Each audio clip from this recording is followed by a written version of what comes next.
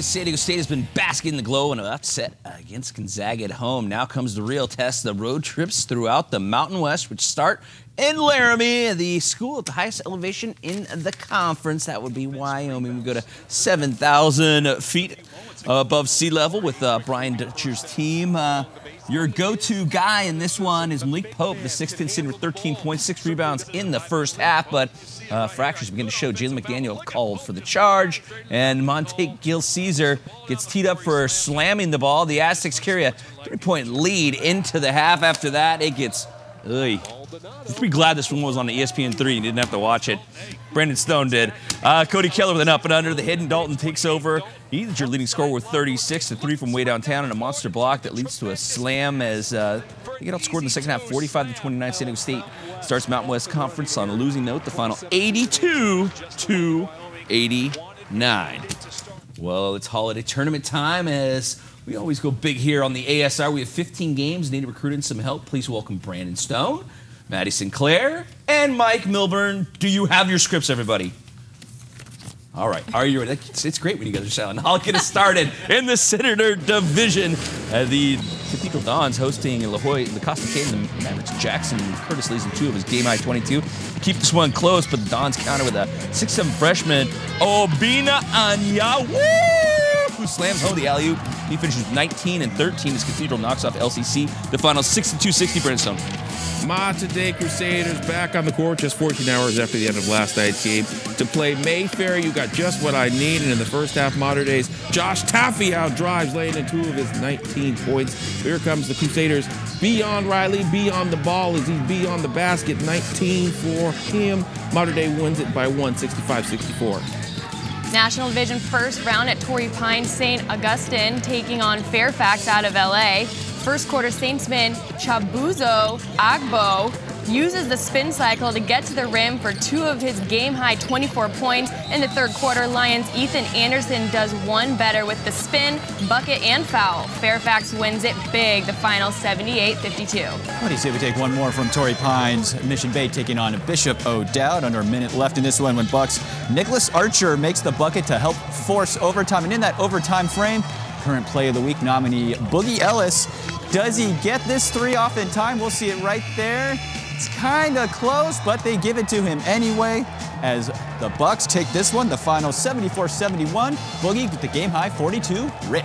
All right, the Morse Tigers traveling to North County to take on San Juan Hills at Carlsbad High School. This is Morse captain Akil Parrish driving the lane and scoring. He has a team-high 15 for the Tigers, but the Stallions get a game-high 21 from Thomas Soto.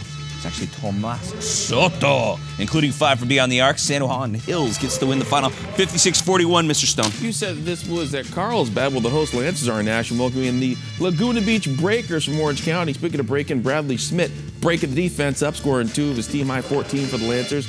But the Beach has Grady Morgan, and he knows what to do with that gosh darn ball, doesn't he? Gets 15. Breakers win big, 71-43. San Ysidro hosting the St. Augustine Hermits, who travel across the country for the Holiday Classic. Felix Kiborn kept the Cougars in the game early on thanks to his 13 points, but Marlon Hargis put on a dunk clinic for the Saints. He finishes with the game-high 21 points. Hermits run away with this one, the final 91-51. Kilburn. Kilburn right here. Thank you very much. Why do you say we move over to the girls' side of things? San Marcos taking on the Lady Dons of Cathedral. Second half Lady Night. Sarah Cloutier stills it at half court, finishes with a layup. That's 2 of her 11 points on the night. Moments later, her teammate Rachel Roberts gets a steal of her own, and she lays it in 2 of her game-high 12. San Marcos wins this one by 9, the final 47-38. Rick Willis. All right, thanks, Kilburn. More girls hoops. La Jolla Country Day facing Troy out of Orange County. First half, Tori Kendall Ellenbeck. Yeah, that's nice. Off the glass, 2 for 16. Second half, Country Day showing some hustle. Bobby Mack saving the ball from going out. Kira Oku with the bucket and 1. Tories win at the final 50-34. B-Stone. Oku, she can really play. Okay, Lady Matadors Holiday Tournament. Mount Miguel hosting Martin Luther King out of Riverside. First quarter action here. The Lady Matadors, Michelle Corley would intercept the ball. Driving to half court for the lay-in. Close the gap. Moments later, her teammate Selena Peterson, open lane, missed, but look for Kamara Douglas right there for the rebound. She scores the and 1, 24 for her. 52-50, Mount Miguel. NAIA division of the SoCal Holiday Prep Classic at El Cap, Lady Vaqueros taking on Rancho Bernardo. El Capitan freshman Mackenzie Curtis gets 3 of her 21 points, but Rancho Bernardo freshman Morgan Forbes goes under the basket for 2 of her 12 points, helping Rancho Bernardo to win. The final 59-40, the Lady Broncos are now 1-0 in tournament play. What do you say we do one more from Cowboy Country in the FIBA division? Vista taking on UC.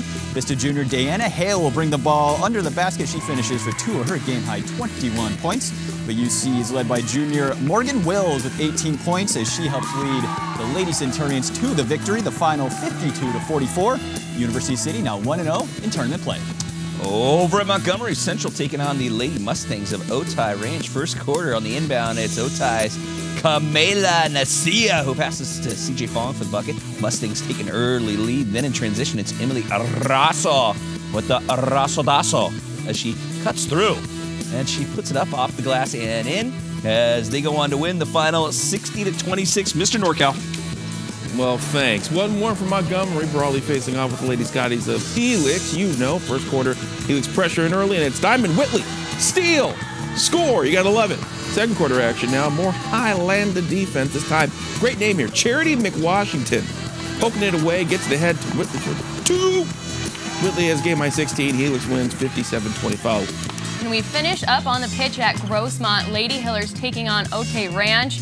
First half action, the Lady Foothillers Mia Foster would capitalize on a Mustangs handball penalty inside the box as they take an early 1-0 lead. Moments later, teammate Marissa Angorola to Jennifer Giovengo as she would find the back of the net to extend the lead and secure the win. The final 2-0. Good job on those names, everybody. We'll do it again tomorrow night. How about that? Perfect. Right, great. Well, let's go and talk about some Gulls action on the ice. The Gulls trying to continue their win streak, hosting Tucson. Tucson scores twice in the first, including this one by Nick Merkley. The Gulls cut the lead in the second as Corey Tropp would find the back of the net, but the Roadrunners add 2 more in the third. The final 4-1 Roadrunners. Gulls win streak ends at 5.